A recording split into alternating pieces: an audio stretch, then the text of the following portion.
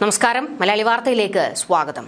കഴിഞ്ഞ ദിവസം മുഖ്യമന്ത്രി പിണറായി വിജയൻ ഔദ്യോഗിക ഫേസ്ബുക്ക് പേജിൽ ഒരു പോസ്റ്റ് പങ്കുവച്ചിരുന്നു. ഏറെ ചർച്ച ചെയ്യപ്പെടേണ്ട ഒരു കുറിപ്പായിരുന്നു അത്. പക്ഷേ ശബരിമല വിഷയവും രാഹുൽ മാങ്കൂട്ടത്തിൽ വിഷയവുമൊക്കെ മാധ്യമങ്ങളിൽ നിറഞ്ഞു നിൽക്കുമ്പോൾ ഈ പോസ്റ്റ് അധികം ആരും ശ്രദ്ധിക്കപ്പെടാതെ അങ്ങ് പോയി. പക്ഷേ ചിലർ ആ പോസ്റ്റ് കൃത്യമായി വൈറലാക്കി വിട്ടിട്ടുണ്ട്. CPM-നെയും സർക്കാരിനെയും വിമർശിച്ചുകൊണ്ടാണ് പലരും അതിൽ കമന്റ് രേഖപ്പെടുത്തിയത്. കൂത്തുപറമ്പ് രക്തസാക്ഷി ദിനവുമായി ബന്ധപ്പെട്ടായിരുന്നു മുഖ്യമന്ത്രി പിണറായി വിജയൻ ഫേസ്ബുക്ക് പേജിൽ രക്തസാക്ഷികൾക്ക് അഭിവാദ്യം അർപ്പിച്ചുകൊണ്ട് പോസ്റ്റ് പങ്കുവച്ചത്. ഈ പോസ്റ്റ് പങ്കുവച്ചപ്പോൾ മുഖ്യമന്ത്രി പിണറായി വിജയൻ കരുതി കാണും പോസ്റ്റിന് താഴെ വന്ന് സഖാക്കൾ എല്ലാവരും കോൾമയിർ കൊണ്ട് പല കമന്റുകളും ഇടുമെന്ന്. എന്നാൽ സംഭവിച്ചത് മറ്റൊന്നാണ്. മുഖ്യമന്ത്രിയുടെയും ഈ CPM-ന്റെയും ഇരട്ടത്താപ്പ് പൊളിച്ചടുക്കിക്കൊണ്ടായിരുന്നു പലരും അതിന് താഴെ കമന്റുകൾ രേഖപ്പെടുത്തിയത്. രാവിലെ ഇവർ MV രാഘവന് അനുസ്മരണം നടത്തും. വൈകുന്നേരം ആകുമ്പോഴത്തേക്ക് പുഷ്പന്റെ മുൻപിൽ മാലയിട്ട് മുഷ്ടി ചുരുട്ടി ലാൽ സലാമും പറയും. വല്ലാത്തൊരു യൂണിവേഴ്സാണ് ഈ CPM-കാരെന്ന പരിഹാസമായിരുന്നു ആ പോസ്റ്റിന് താഴെ ഏറ്റവും കൂടുതൽ നിറഞ്ഞത്. പരിയാരത്ത് സ്വകാര്യ മെഡിക്കൽ കോളേജ് വരുന്നേ എന്ന് പറഞ്ഞുകൊണ്ട് അതിനെ എതിർത്തായിരുന്നല്ലോ CPM-ഉം DYFI-യും സമര രംഗത്തേക്ക് ഇറങ്ങിയതും പിന്നീട് കൂത്തുപറമ്പിൽ കാര്യങ്ങൾ കൈവിട്ടുപോയതും വെടിവെപ്പ് നടന്നതുമൊക്കെ.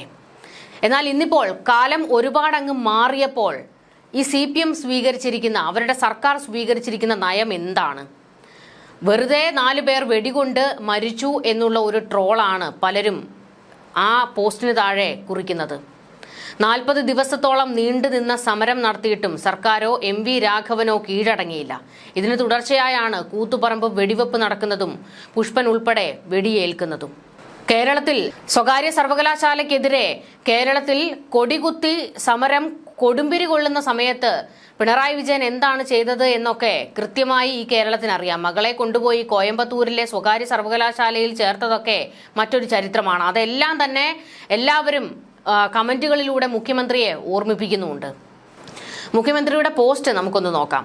കൂത്തുപറമ്പ് രക്തസാക്ഷി ദിനമാണിന്ന്. UDF സർക്കാരിന്റെ വിദ്യാഭ്യാസ കൊള്ളയ്ക്കെതിരായ പോരാട്ടത്തിനിടെ KK രാജീവൻ, ഷിബുലാല്, റോഷൻ, മധു, ബാബു എന്നീ 5 സഖാക്കൾ രക്തസാക്ഷിത്വം വരിച്ചിട്ട് ഇന്നേക്ക് 31 വർഷം തികയുകയാണ്. 1994 നവംബർ 25-ന് കൂത്തുപറമ്പിലെ ഭരണകൂട ഭീകരതയെ നെഞ്ചുവിരിച്ച് നേരിട്ട സഖാവ് പുതുക്കുടി പുഷ്പൻ ജീവിക്കുന്ന രക്തസാക്ഷിയായി 3 പതിറ്റാണ്ടുകാലം നീണ്ട സഹനങ്ങൾക്ക് അന്ത്യം കുറിച്ച് നമ്മെ വിട്ടുപിരിഞ്ഞത് കഴിഞ്ഞ വർഷമാണ്. നാടിന്റെ പ്രതീക്ഷകളായിരുന്ന, നാളെയുടെ നേതൃത്വമാകേണ്ടിയിരുന്ന ചെറുപ്പക്കാരാണ് കൂത്തുപറമ്പിൽ രക്തസാക്ഷികളായത്. സ്വജീവനേക്കാൾ നാടിന്റെ നന്മയ്ക്ക് വില നൽകിയ കൂത്തുപറമ്പ് രക്തസാക്ഷികളുടെ രാഷ്ട്രീയ ബോധവും പ്രതിബദ്ധതയും നമുക്കെന്നെന്നും ഊർജമാവും. കൂത്തുപറമ്പിലെ പോരാളികൾക്ക് അഭിവാദ്യങ്ങൾ. ഇതായിരുന്നു മുഖ്യമന്ത്രി പങ്കുവച്ച പോസ്റ്റ്. ആ പോസ്റ്റിന് താഴെ മലയാളികൾ കയറി ഇറങ്ങിയങ്ങ് മേഞ്ഞിട്ടുണ്ട്. പലരും CPM-നെ അങ്ങേയറ്റം അധിക്ഷേപിച്ച് തന്നെയാണ് കമന്റുകൾ രേഖപ്പെടുത്തിയിരിക്കുന്നത്. അതിലെ ചില കമന്റുകൾ ഇങ്ങനെയാണ്. കൂത്തുപറമ്പ് കൂട്ടക്കൊലയ്ക്ക് കാരണക്കാരൻ എന്ന് പാർട്ടി ആരോപിച്ച സഖാവ് MV രാഘവന്റെ ചരമദിനം പാർട്ടി നവംബർ 9-ന് ഗംഭീരമായി ആചരിച്ചു. MV രാഘവൻ അനുസ്മരണം ഉദ്ഘാടനം മുഖ്യമന്ത്രി പിണറായി വിജയൻ. അന്ന് എന്തിനു വേണ്ടിയാണോ സമരം നടത്തിയത് അതിലാദ്യം വെള്ളം ചേർത്ത് പാർട്ടി അന്തം അണികളെ പറ്റിച്ചു. അന്ന് ആർക്കെതിരെയായിരുന്നോ സമരം ചെയ്തത് അങ്ങേരെയും മകനെയും വരെ കൂടെ കൂട്ടി പാർട്ടി അന്തം അണികളെ വീണ്ടും പറ്റിച്ചു. എന്തിന് അന്ന് വെടിവെച്ച പോലീസുകാരനും വെടിവെക്കാൻ ഉത്തരവിട്ട പോലീസുകാരനും വരെ കൈനിറയെ കൊടുത്തു. പാർട്ടി അന്തങ്ങളെ വീണ്ടും വീണ്ടും പറ്റിച്ചു. എന്നിട്ടും പറയുന്നു കൂത്തുപറമ്പ് രക്തസാക്ഷികൾ സിന്ദാബാദെന്ന്. രാവിലെ MVR അനുസ്മരണം, ഉച്ചയ്ക്ക് കൂത്തുപറമ്പ് രക്തസാക്ഷി ദിനാചരണം, വൈകിട്ട് റവാഡയുടെ പോലീസിന് രക്തഹാരം. ഇരകളും വേട്ടക്കാരനും ഒരേപോലെ മഹോന്നതരാകുന്ന അസുലഭ നിമിഷം. ഇങ്ങനെയായിരുന്നു ഒരാൾ സോഷ്യൽ മീഡിയയിൽ കമന്റ് പങ്കുവച്ചത്. സ്വാശ്രയ കോളേജിനെതിരായി സമരം ചെയ്യുകയും സ്വന്തം മക്കളെ സ്വാശ്രയ കോളേജിൽ പഠിപ്പിക്കുകയും ചെയ്ത CPM നേതാക്കളെയും ചിലർ ചോദ്യം ചെയ്യുന്നുണ്ട്. എന്നിട്ട് സ്വന്തം മകളെ അമൃത ഇൻസ്റ്റിറ്റ്യൂട്ടിൽ പഠിപ്പിച്ച് വിജയൻ സാർ മാതൃകയായി.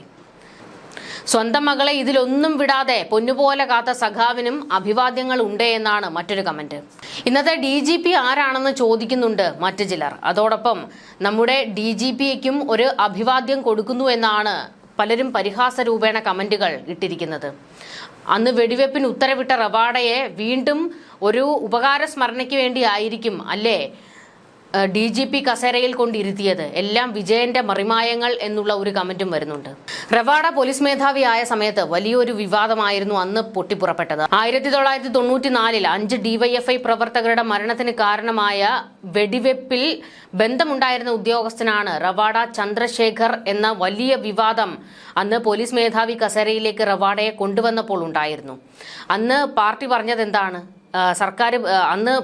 സർക്കാർ ഇങ്ങനെ ഒരു നടപടിയെടുത്തപ്പോൾ പാർട്ടി പ്രതിരോധത്തിലായിരുന്നു. എന്നാൽ പാർട്ടി അതിനെ വീണ്ടും വൈറ്റ് വാഷ് അടിച്ചു. കാരണം കണ്ണൂരിലെ രാഷ്ട്രീയ സാഹചര്യം എന്താണ് എന്നറിയാതെ വന്ന ചാർജ് എടുത്ത ഒരു ഉദ്യോഗസ്ഥനായിരുന്നു റവാഡ. അതുകൊണ്ട് അദ്ദേഹത്തെ ഇതിലേക്ക് വലിച്ചിഴയ്ക്കാൻ കഴിയില്ല എന്നൊക്കെയായിരുന്നു. ഇവരുടെ കൃത്യമായ ഇരട്ടത്താപ്പ് ഇതിൽ നിന്നൊക്കെ തന്നെ കേരളത്തിന് മനസ്സിലാകുന്നതാണ്. റവാഡയെ പോലീസ് മേധാവിയായി നിയമിച്ചപ്പോൾ ഈ CPMന്റെ തന്നെ DYFI ഉൾപ്പെടെയുള്ള സംഘടനകളിൽ പലരും കടുത്ത വിമർശനം ഉന്നയിച്ചിരുന്നു. 1994 നവംബർ 25-നാണ് കേരളത്തിന്റെ രാഷ്ട്രീയ ചരിത്രത്തിലെ നിർണായക സംഭവങ്ങളിലൊന്നായ കൂത്തുപറമ്പ് വെടിവെപ്പ് നടന്നത്.